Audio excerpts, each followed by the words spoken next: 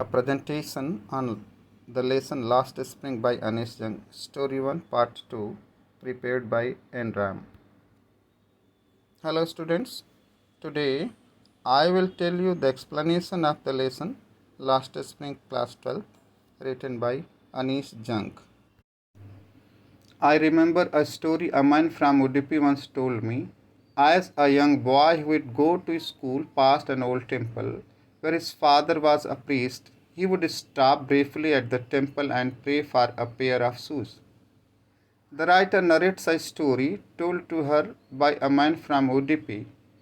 When he was a young boy, he would walk to his school. On the way, he would cross a temple where his father was a priest.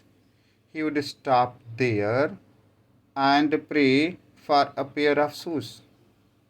30 years later, I visited his town and temple, which was now drowned in an air of desolation. In the backyard where lived the new priest, there were red and white plastic chairs. After 30 years, the writer visited the town and the temple. Now the place was nearly empty. The new priest lived in the backyard of the temple. Plastic chairs in red and white color were kept there.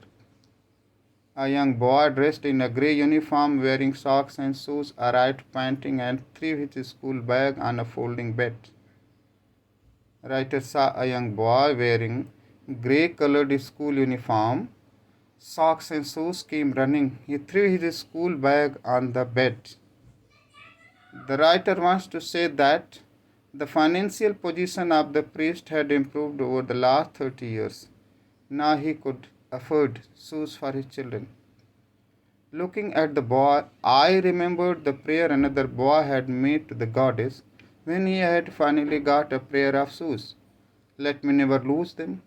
The goddess has granted his prayer. Young boys like the son of priest now wore shoes, but many others like the rag pickers in my neighborhood remain shoeless. Writer now remembered the prayer of another boy who got a pair of shoes. He prayed to the goddess that he may never lose the shoes that he had got. The goddess had granted his prayer. This shows us that the unprivileged ones value anything that they get because they have been longing for it, but many others, like the rag pickers, remain shoeless. Acquaintance with the barefoot rag pickers leads me to Simapuri, a place on periphery of Delhi, yet miles away from it metaphorically. The writer describes here Simapuri, the area where these rag picker boys live. Simapuri, located on the outskirts of Delhi, is very different from the capital of the country. Those who live here are squatters who came from Bangladesh back in 1971. Saif's family is among them.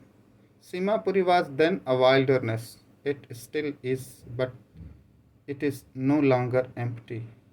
An structure of mud with roofs of tin and tarpaulin, devoid of sewage, drainage, or running water, live 10,000 rag pickers.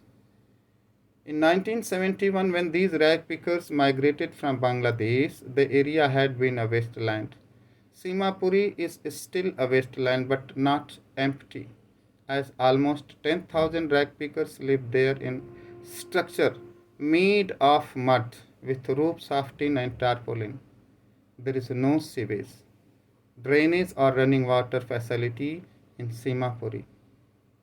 They have lived here for more than 30 years without an identity, without permits, but with ration cards that get their names on voters list and enable them to buy grains. The rag pickers have been living illegally or without any identity in Simapuri for the last 30 years.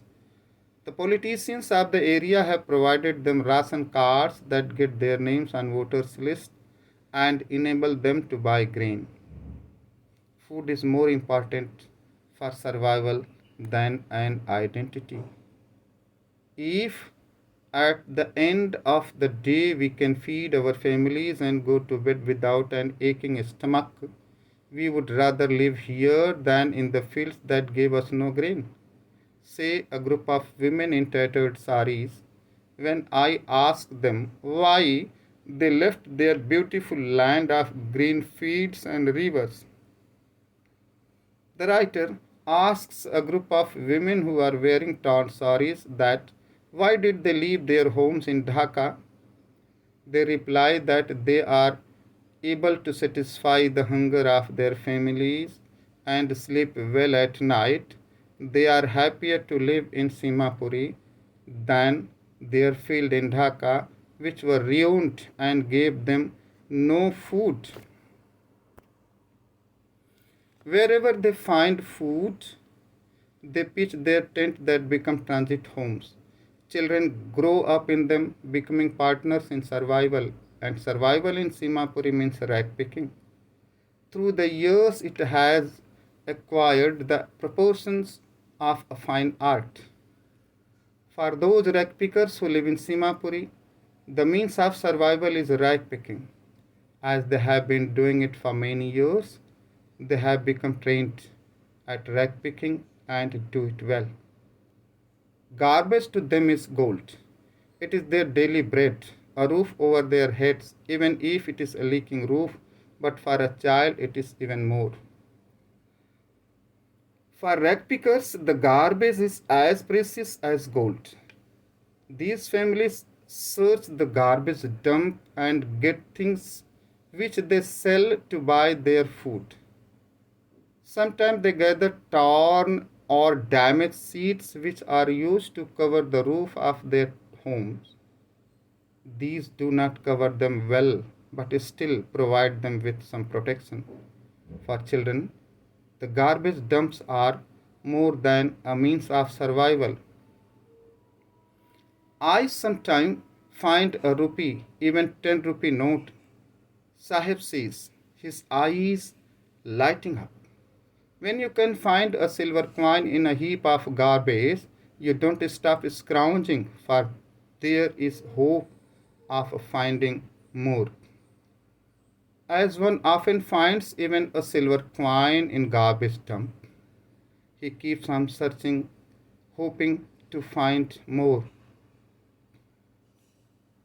It seems that for children, garbage has a meaning different from what it means to their parents. For the children, it is wrapped in wonder. For the elders, it is a means of survival. For the rag picker children, the garbage dump is a means of fulfilling their dreams, while for the parents, it is a means of survival by providing the basics, that is, food, clothing, and shelter.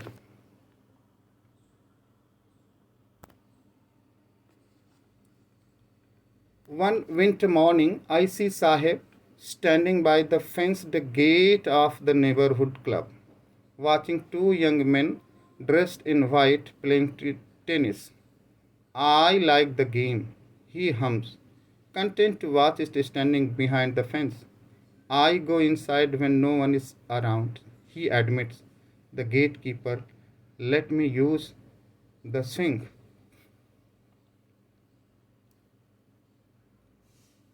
Writer finds Sahib one day in the morning standing by the fenced gate watching two men playing tennis. He tells the writer that he goes inside the club when no one is there. Gatekeeper allows him to use the swing. Sahib too is wearing tennis shoes that look strange over his discolored shirt and shorts. Someone gave them to me, he says in the manner of an explanation. Now Sahib is also wearing tennis shoes which do not look appropriate with his dress. He tells the writer in an attempt to justify himself that someone had given him the shoes. The fact that they are discarded shoes of some rich boy who perhaps refused to wear them because of a hole in one of them does not bother him. Writer, however, thinks that he has got them from a garbage dump. They must have been thrown away by a boy from a rich family, as he did not want to wear them any more because of a hole in one of them. On contrary, Sahib is not bothered by this fact and had no problem wearing them, as he cannot afford better than this. For one who has walked barefoot, even shoes with a hole is a dream come true. But the game he is watching so intently is out of his reach. He walks barefoot, and to wear a shoe, even with a hole, is like a dream come true for him. But his desire to play tennis would never be fulfilled. This morning, Sahib is on his way to the milk booth.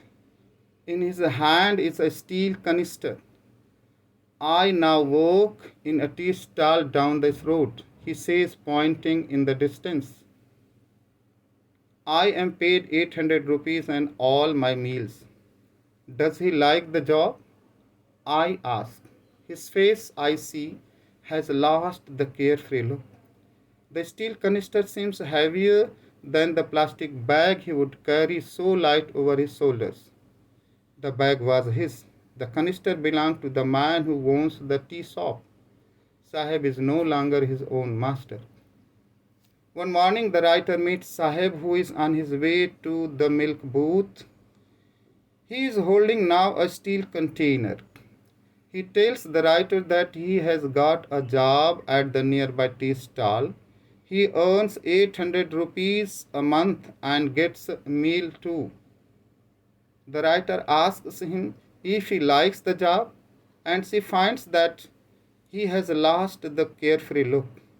As now, Sahib is working for his master and is carrying his container. He is burdened with responsibilities. Earlier, as a rag picker, Sahib would carry his own bag and was his own master. Now, he is no longer his own master.